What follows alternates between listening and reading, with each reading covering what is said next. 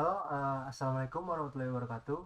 Perkenalkan, nama saya Usama Jacar tadi dengan NIM 24028804 dari Universitas Pendidikan Indonesia. Di sini saya akan mempresentasikan dari hasil karya tulis ilmiah saya, yaitu berupa makalah untuk tugas mata kuliah Matematika Diskrit dengan judul Aplikasi Himpunan pada Pemilihan Menu Makanan dan Minuman pada Restoran Cepat Saji, Studi Kasus pada KFC.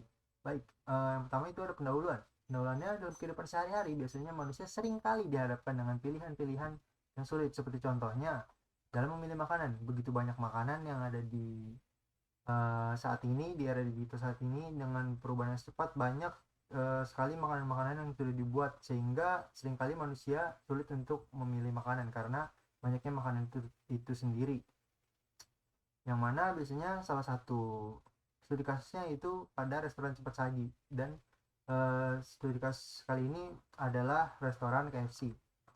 Baik, landasan teorinya yaitu menggunakan teori himpunan. Yang pertama itu, ini yang kita lihat di sini, ini adalah teori himpunan irisan. Himpunan itu sendiri merupakan sekumpulan objek yang sangat unik, yang biasanya terdiri tidak hanya bisa berupa cuma angka, tapi bisa juga hal-hal lain seperti makanan, minuman, atau apapun itu. Bahkan hal absurd saja bisa berada dalam suatu himpunan, yang biasanya dibuka dengan kurung kurawa dan ditutup dengan kurung kurawa. Dan biasanya himpunan pun ada yang dinamakan dengan himpunan kosong, yang mana himpunan kosong itu adalah himpunan tidak memiliki elemen sama sekali.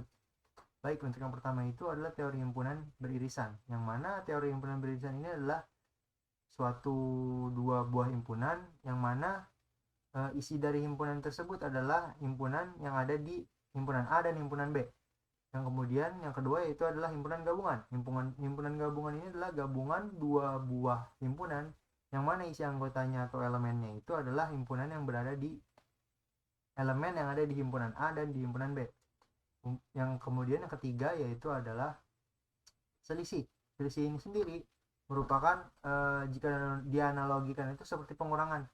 Jadi himpunan A akan dikurang dengan himpunan B. Jadi yang akan terjadi nantinya itu hanyalah himpunan A yang benar-benar pure atau inti dari himpunan A, yang tidak ada sama sekali di himpunan B. Jadi himpunan yang beririsan antara A dan B itu tidak akan masuk ke dalam himpunan yang selisih ini.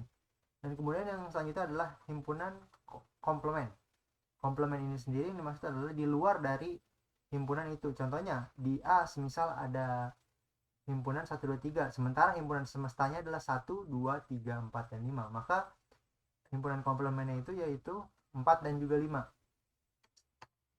Baik, landasan teori selanjutnya itu adalah bahasa pemrograman Python. Python merupakan bahasa pemrograman populer yang pertama kali dikembangkan oleh Guido van Rossum di Stichting Mathematisch Centrum CWI Amsterdam pada tahun 1991.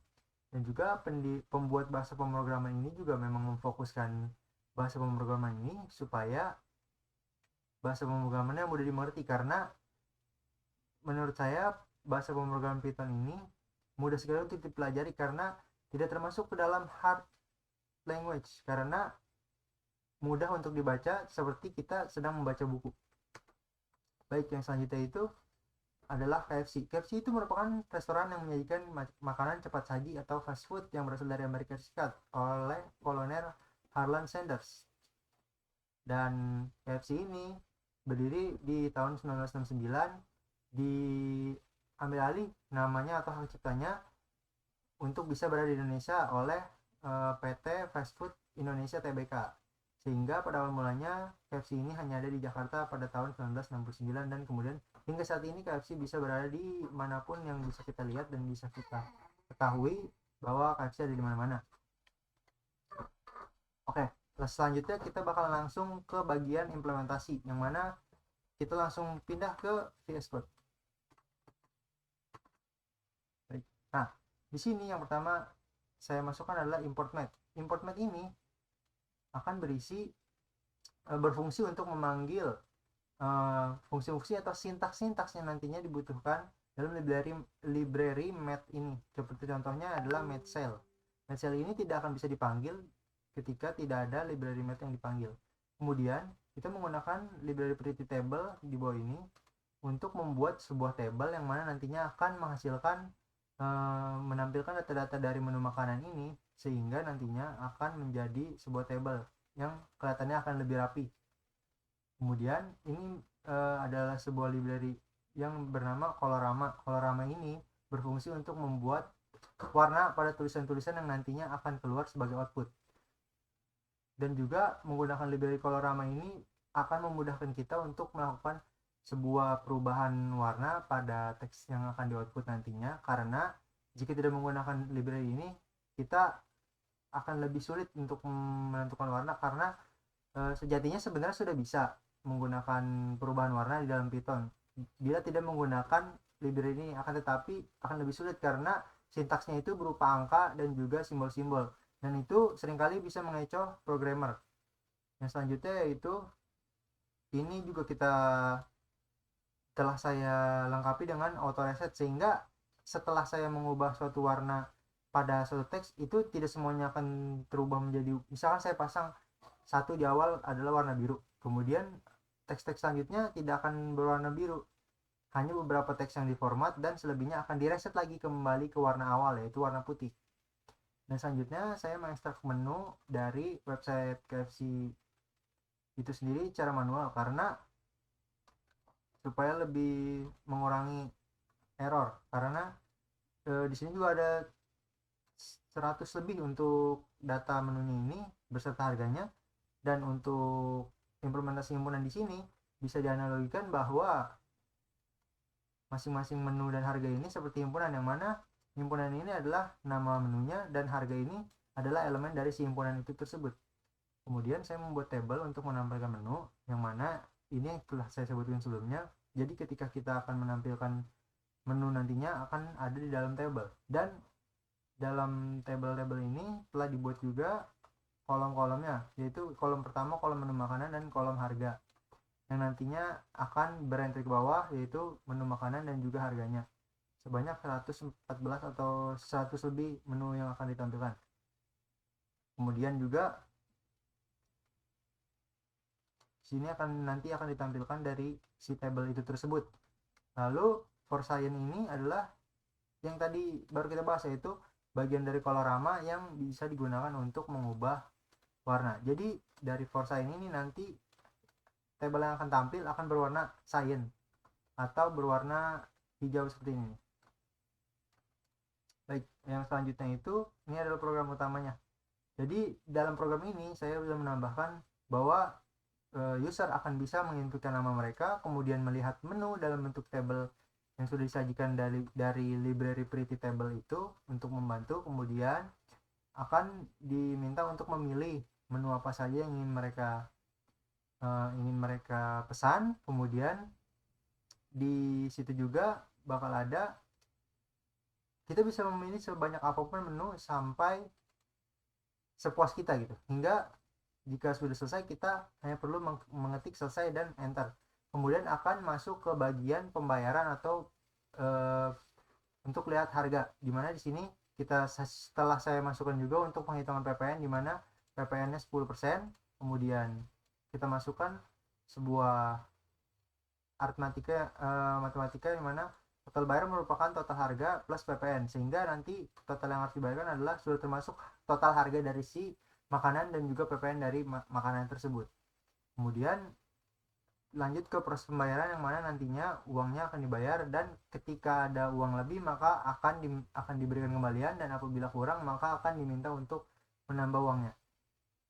Kemudian setelah selesai melakukan pembayaran akan muncul kembali tab atau table yang berisi dari nama kita, makanan yang kita pesan, kemudian akan keluar seperti struk yang menjelaskan rincian harga dan juga yang sudah kita bayar, dan kemudian ada pesan yang berisi terima kasih telah memesan. Oke, mungkin langsung kita running saja kodenya di sini untuk didemonstrasikan.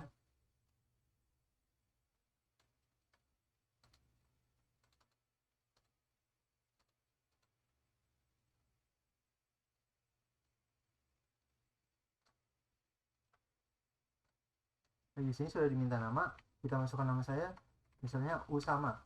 Oke. Nah, selanjutnya ini akan muncul menu seperti yang tadi saya bilang, akan muncul menu dan juga ini adalah list harganya. Baik, coba di sini pilih menu, klik selesai untuk mengakhiri. Oke.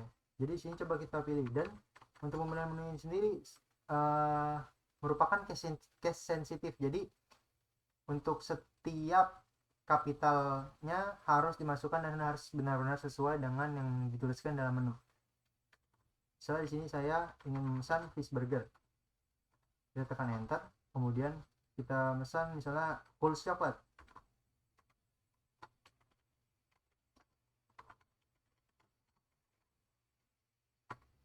Dan kita klik selesai.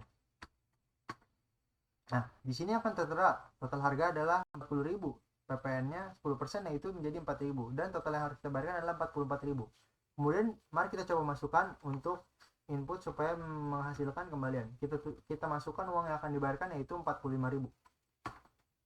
Nah, setelah ini akan keluar table stroke yang tadi saya bilang, yaitu di sini adalah orang yang memesan, nama pelanggan adalah saya, yaitu pesanan kita sesuai dengan yang tadi kita inputkan, yaitu fish burger dan juga cold coklat.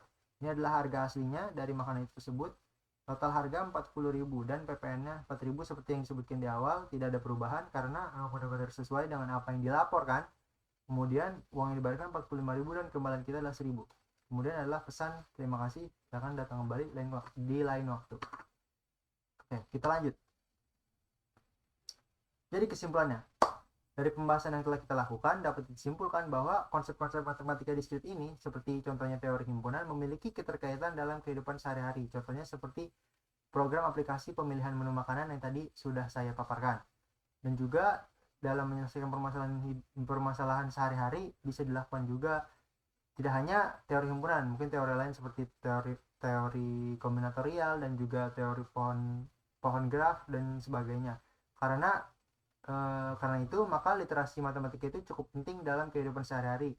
Tidak hanya diperlukan hanya untuk orang-orang tertentu yang melakukan pekerjaan-pekerjaan seperti programmer ataupun bagian arsitek, karena setiap matematika itu pasti berfungsi dan bisa digunakan dalam kehidupan sehari-hari. Baik, penutupnya itu terima kasih kepada Bapak Isa Karyawan SPD MKOM selaku dosen pengampu mata kuliah matematika diskrit, dan juga untuk keluarga, teman-teman, dan juga siapapun yang membantu saya untuk membuat dan berhasil menyelesaikan karya tulis ilmiah, dan juga untuk selaku menyelesaikan tugas akhir ini. Akhir kata dari saya cukup. Wassalamualaikum warahmatullahi wabarakatuh. Apabila ada yang ingin tanyakan, bisa ditanyakan di kolom komentar ataupun bisa menghubungi email saya di sini. Baik, terima kasih.